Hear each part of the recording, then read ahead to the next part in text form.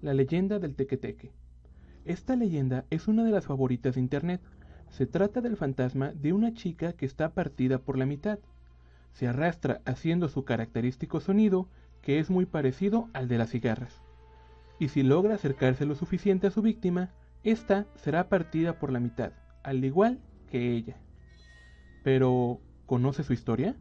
Es tan trágica como interesante, y de paso, te da una idea de lo que puede pasar si el bullying no se ataca a tiempo. Nuestra historia comienza con Kazumi, una chica de secundaria reservada, de esas que no se metía con nadie, y que en general disfrutaba de leer, jugar videojuegos y salir a caminar sola. No es que la chica despreciara a las personas o que se dedicara a criticarlos como suelen hacer a esa edad. Es más, ni siquiera se sentía especial ni nada parecido. Ella simplemente disfrutaba de la soledad y no se sentía lo suficientemente interesante como para intentar ser el centro de atención. Como suele ser cuando se trata de adolescentes, fue suficiente para transformar a Kazumi en el objetivo favorito de todos. Al principio solo la ignoraban, le ocultaban los lápices o le quitaban la comida, cosa que Kazumi prefirió ignorar. Pensaba que, si fingía que no le importaba, tarde o temprano todos se aburrirían de ella y la dejarían en paz. Además, era bien sabido que si los acusabas con los profesores, la situación solo podría empeorar. De hecho, ella sospechaba que le iría mucho peor de como estaba ahora. Pero nunca fue así. A Kazumi jamás la dejaron en paz. Pronto, los chicos comenzaron a buscar qué cosa podía hacerle gritar, qué cosa le atemorizaba. Después de todo, siempre es más divertido escuchar cómo grita la chica más tímida del salón. La idea de hacer gritar a Kazumi de terror le encantaba a Nakai. Él quería hacerle una broma lo suficientemente pesada como para que todo el salón se riera al mismo tiempo. Y de hecho, le tomó un mes lograr este objetivo, aunque no tal y como él se lo imaginaba. Todo comenzó en la época de cigarras. Nakai caminaba por la estación del metro para ir a su casa, junto con dos de sus mejores amigos que vivían a un par de calles de él. Y entonces la vieron caminar. Kazumi estaba a unos 20 metros de Nakai. Él y sus amigos pensaron que sería una buena idea jugarle una broma como acostumbraban. Pero Nakai no lograba pensar en qué, hasta que la vio, una pequeña cigarra que se encontraba oculta en una maceta. Pensó que si la ponía en el hombro o la metía en la ropa de la chica, lograría sacarle un susto de muerte. Y de hecho, así fue. Sin decir una palabra, Nakai tomó a la cigarra y la atrapó entre sus manos, y avanzó tan sigilosamente como pudo, hasta estar justo detrás de Kazumi. Y la broma comenzó. Colocó al pequeño animal dentro de la camisa de la chica, y la reacción no se hizo esperar. Lo primero que sintió Kazumi fue un escalofrío que le recorrió toda la espalda.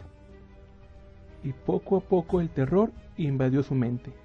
Sentir las patas del insecto, al intentar salir de ese lugar, le hizo sentir náuseas, pavor, pero sobre todo una urgencia enorme por deshacerse de aquel insecto. Arrojó sus cuadernos al suelo, al igual que la mochila, y comenzó a retorcerse en un intento desesperado por sacar al insecto de entre su ropa. Los chicos estaban encantados. La risa era lo único en lo que podían pensar. Incluso mientras Kazumi caía a las vías. Ellos no lo consideraban grave, hasta que el sonido del metro se dejó escuchar. Para ese momento, Nakai y sus amigos estaban intentando reponerse de la risa. Uno de ellos incluso comenzó a sentir un ligero dolor por no poder parar de reír. Mientras tanto, Kazumi comenzaba a ponerse de pie. Finalmente había logrado deshacerse del insecto. Estaba llorando. Aún sentía miedo. Sin embargo, ya tenía una preocupación menos. Hasta que se le ocurrió girar la cabeza y ver la luz del metro. El pavor nuevamente le invadió el cuerpo. Trató de moverse, de brincar, pero la barrera era demasiado alta. Y entonces sucedió. El metro, a poco más de 75 km por hora, le pasó por encima. Lo primero que sintió Kazumi fue la embestida del metal, cosa que prácticamente le mató en el proceso. Acto seguido, cayó al suelo y las vías le partieron por la mitad. Sus compañeros se quedaron paralizados. La broma se había salido de sus manos, pero ya era muy tarde para reflexionar. Nakai tomó a sus amigos por el cuello y los aló con él. Los convenció de fingir que no habían visto nada, que ni siquiera habían estado en la escena del crimen. Y todos juraron no volver a hablar del tema. Y de hecho, así fue. Nakai y sus amigos fingieron que nada había pasado. Incluso se alegraron un par de semanas después, cuando el pupitre de la chica había sido retirado del salón, lo mismo que las fotos conmemorativas que estaban en el periódico mural. Ya nadie hablaba de ella. Era como si hubiera dejado de existir. El tiempo pasó y Nakai y sus amigos una vez más volvieron a usar esa estación del metro. Estaban relajados. El recuerdo de la chica prácticamente ya no los acompañaba. Era de noche. El festival escolar los había ocupado prácticamente todo el día. Pero no había problema. El metro aún tenía 2 salidas más. O tal vez una. Los chicos no estaban seguros. Como sea, iban a tomar el transporte. Si estaba abierto, era porque aún tenían viajes pendientes. Los 3 amigos se sentaron en una de las bancas. Esperaban a que llegara el tren. Sin embargo, había algo extraño. No había nadie, ni siquiera el personal del metro, ni un conserje o un guardia como solía verlos. Tal vez sí iban a tomar el último tren.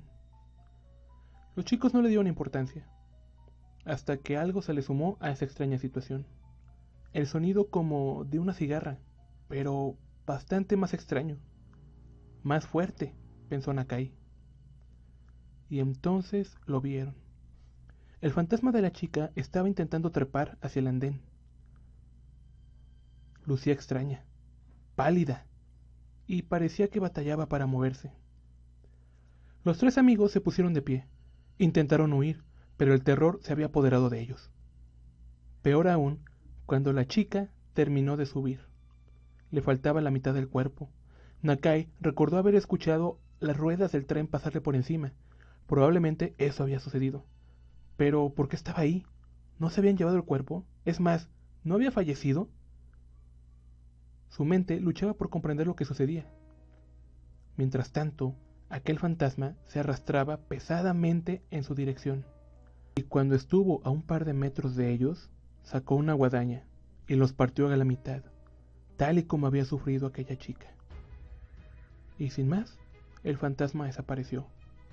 La policía encontraría los cuerpos esa misma noche, aunque no habían logrado dar una explicación más allá de que habían sido partidos a la mitad por un objeto filoso. Y entonces nació la maldición. Aquella chica, conocida como el tequeteque por el sonido que hacía, aparecería a partir de entonces en todas las estaciones del metro de Japón, y buscaría estudiantes que anduvieran a altas horas de la noche viajando por el metro. Y no importa si los alumnos pertenecen o no a la misma escuela que pertenecía a ella. Mientras sean estudiantes, ella los atacará.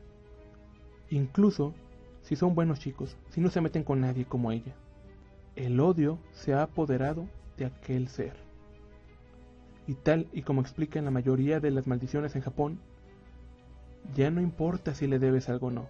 Ella simplemente quiere destruir, apoderarse de sus vidas, hacer que todos sufran tal y como ella.